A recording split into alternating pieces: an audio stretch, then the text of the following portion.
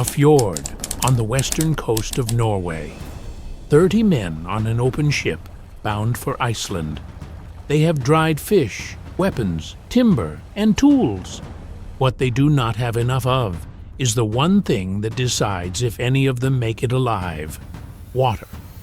A man who rows needs at least 3 liters of water a day. 30 men, 14 days if storms hit.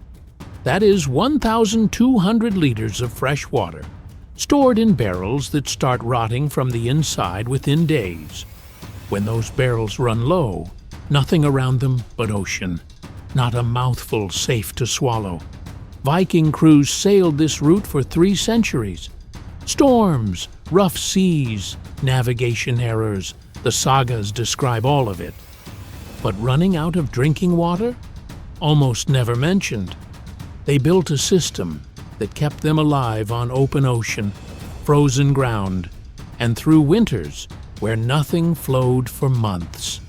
And the last piece of it, the part nobody expects, is still powering a capital city today.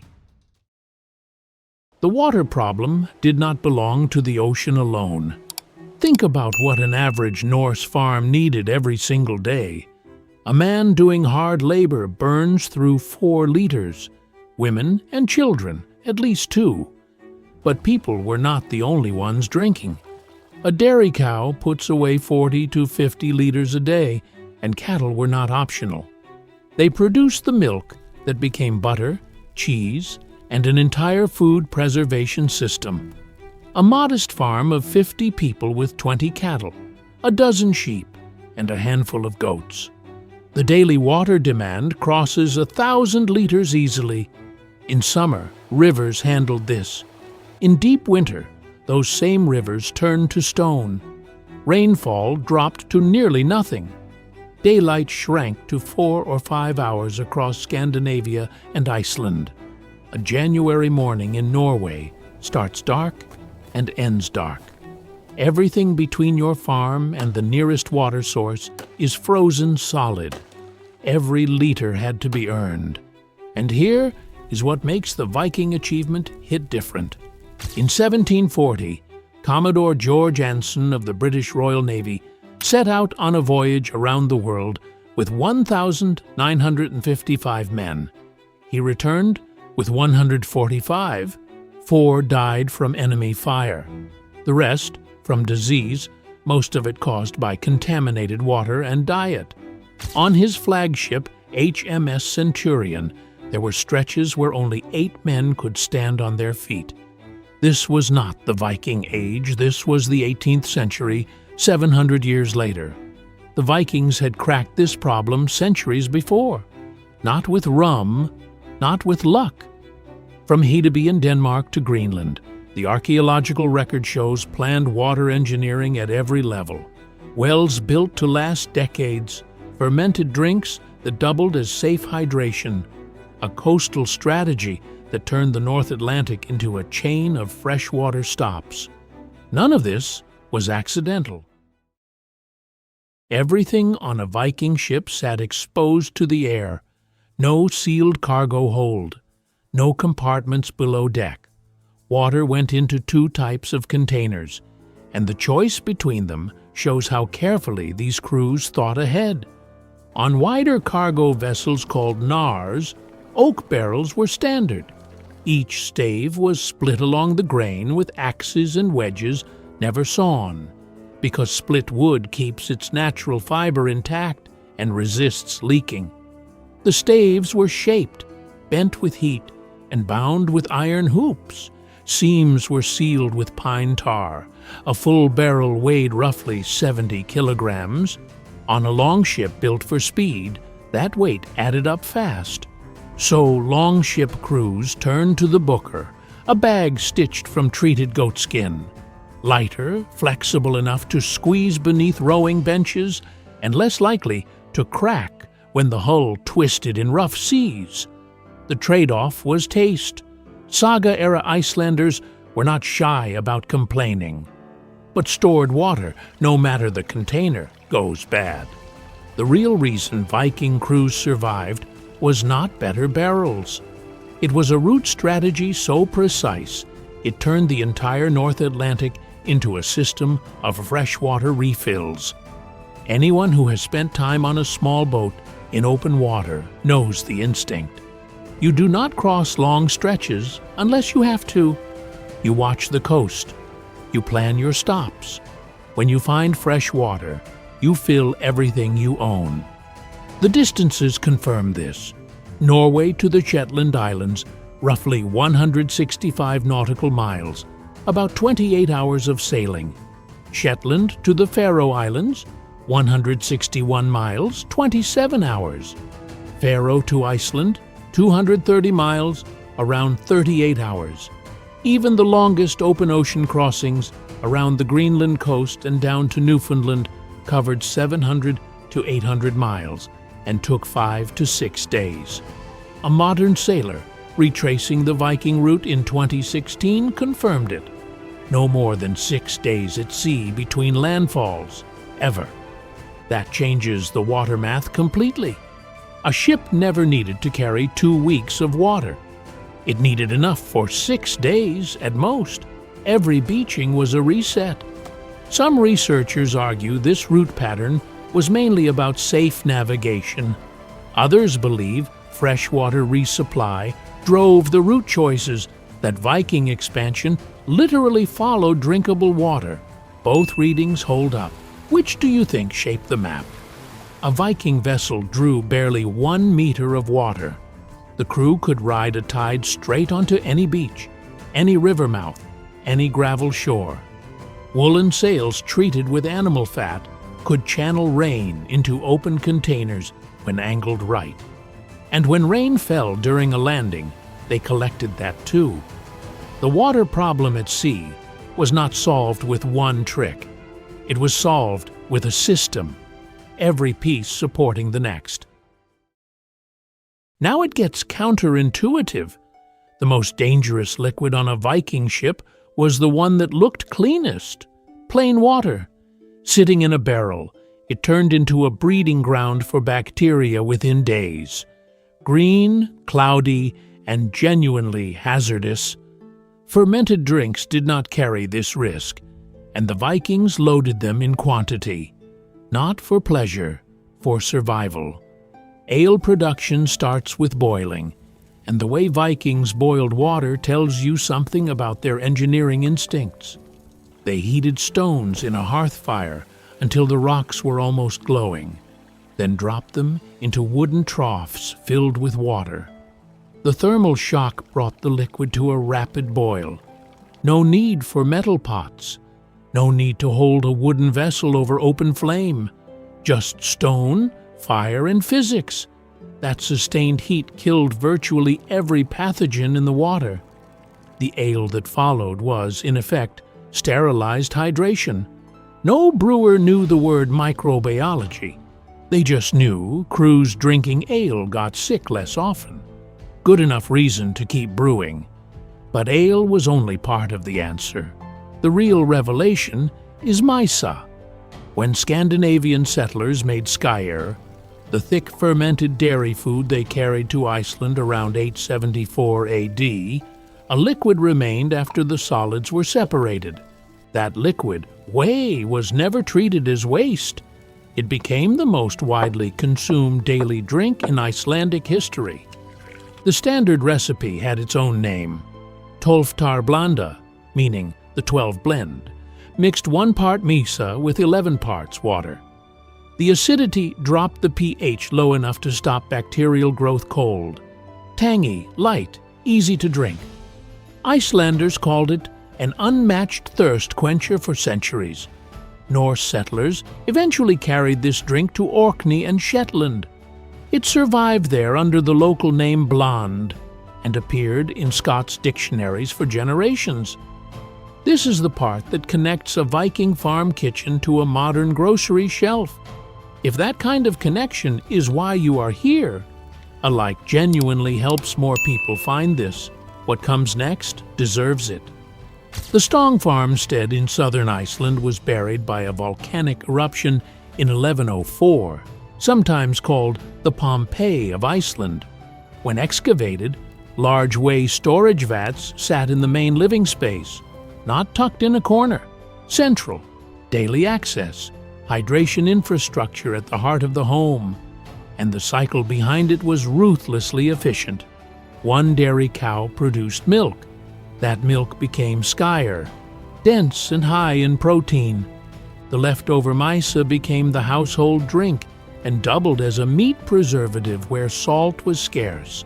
One animal fed the family, hydrated the family, and preserved the food supply. Nothing thrown away, everything accounted for. You pay a premium today for a bottle of probiotic kombucha or electrolyte water. The Vikings produced something nutritionally comparable from what most people would call kitchen scraps, 1,000 years before anyone printed the word probiotic on a label. Imagine you are choosing where to build a farm in 9th century Denmark. You need harbor access for trade, defensible ground, fertile soil. But before any of that, you need to answer one question. Where is the water? Get this wrong, and nothing else matters. Your cattle die first, then your crops, then your family. Hedeby, the largest Viking trading center in Scandinavia, shows what getting it right looked like. Roughly 1,500 people at its peak. Archaeologists found a network of timber-lined wells spread across the settlement, drainage channels between buildings, wooden plank walkways over muddy ground. This was a town that built water into its foundations from the start. And Hedeby was not alone. Ribe, Denmark's oldest town, had 8th century wells built into its original layout. Now compare that timeline. London did not build its first organized water supply until the 13th century. That system, called the conduit, piped spring water into the city center. Hedeby had a functioning well network 300 years earlier. Excavations in York, England, revealed something even more striking about Viking-era ingenuity. 29 wells were lined with the staves of recycled shipping barrels, large casks 2.5 meters tall, cut open and fitted into the ground as ready-made well walls. Oak bottoms, pine and yew hoops, repurposed from maritime trade into permanent water infrastructure. Same materials, completely different second life. Excavations in Trondheim, Norway, put daily reality and sharp focus. Very few private homes had their own wells. Most people carried water from shared sources, by hand, every day. No pump, no pipe, just a vessel and the walk. If you have ever left a glass of water half-finished on your desk, someone 1,000 years ago hauled that same amount a quarter-mile uphill and would have had opinions about it. If you have ever sourced your own water on a rural property during a storm outage or working land far from any pipe, you know what reliable water access means. If you have a story like that, the comments are yours. What separated Viking well builders from random diggers was method. They read the landscape. Marshy ground meant a high water table. Certain plants only grew where moisture was constant. The wells were lined with interlocking timber or fitted stone, porous enough for groundwater to seep in, tight enough to prevent collapse. A properly built Viking well refilled itself continuously. Winter sharpened every problem. Rivers froze. Lakes vanished under thick ice. Snow covered everything, but snow is not water until you convert it. That conversion costs energy. The most direct method was ice harvesting, cracking through frozen rivers with iron tools to reach liquid water underneath. The ice layer insulated the water below, keeping it from freezing solid in all but the worst cold. Hard, repetitive, daily work, but reliable. If you have ever broken ice off a water trough on a cold morning or cleared frozen pipes before dawn, you know this kind of labor, not dramatic, not heroic, just the thing that had to happen before everything else, every day for 6 months. Snow melting used a technique that should sound familiar by now. Heated stones from the hearth fire, buried in packed snow inside wooden troughs. The same method used to boil water for ale. Same technology, different problem. One process gave them safe drinking beer. The other gave them liquid water from frozen ground. Vikings did not invent dozens of separate solutions. They found one principle and applied it everywhere. Iceland offered something no other Norse territory had. Geothermal springs, hundreds of them, scattered across volcanic zones, water rising from the ground already hot, available year-round, immune to winter. The name Reykjavik itself means Smoky Bay in Old Norse, after the steam Ingólfur Arnarson saw rising when he arrived around 874. But here is the part that makes you smile. Despite naming his new settlement after those steaming springs, Ingólfur built his actual farm 3.5 kilometers away from the nearest one. Geothermal researcher Ingvar Fridleifsson found zero correlation between hot spring locations and early farm sites across Iceland. Ingólfur chose a good boat landing beach over convenient hot water. For a seafaring people, harbor access beat a warm bath every time. Laugavegur, today one of Reykjavik's busiest shopping streets, takes its name from the route women walked, carrying laundry, to the hot springs in Laugardalur Valley. Wash Road, kilometers on foot each way, just to reach water warm enough for cleaning. Livestock made winter even harder. Dehydrated cattle produce less milk, which means less skyr, less misa, and less of everything the family ran on. 6 months of daily ice breaking, snow collecting, and careful rationing. Quiet work that never stopped. One last thing about Ingólfur and that steam he saw rising from the ground. He named the bay after it but walked away from it. A practical man making a practical choice? What he could not have known is that the resource he dismissed would become the most valuable infrastructure his settlement ever had. Today, Reykjavik heats 95% of its buildings with geothermal energy. Hot water piped directly from the same volcanic sources that produced the steam Ingólfur saw in 874.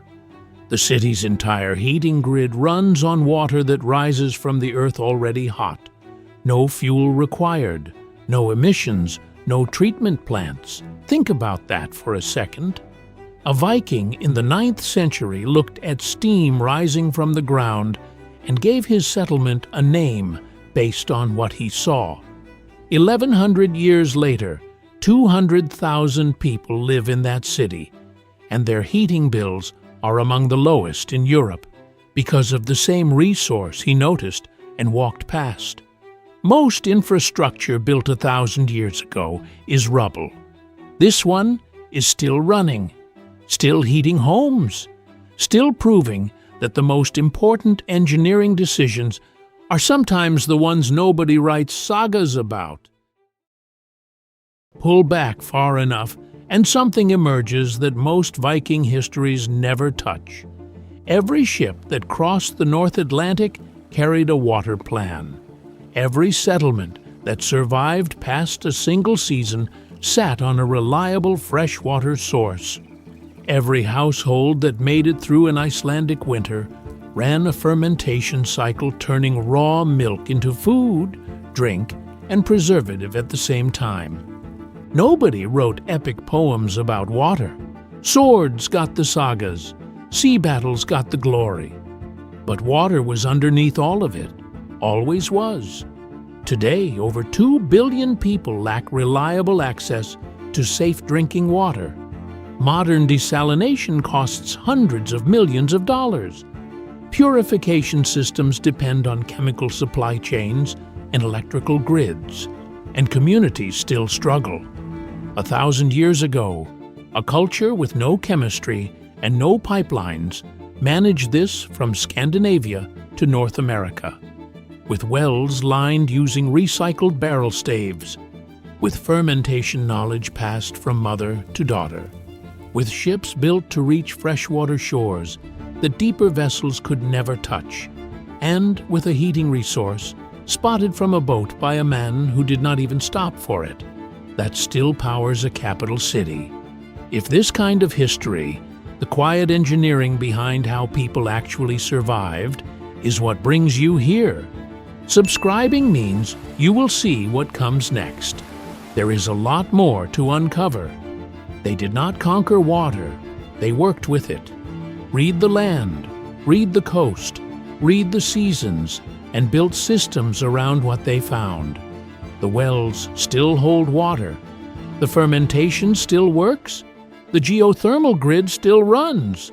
And that, quietly, may be the most Viking thing of all.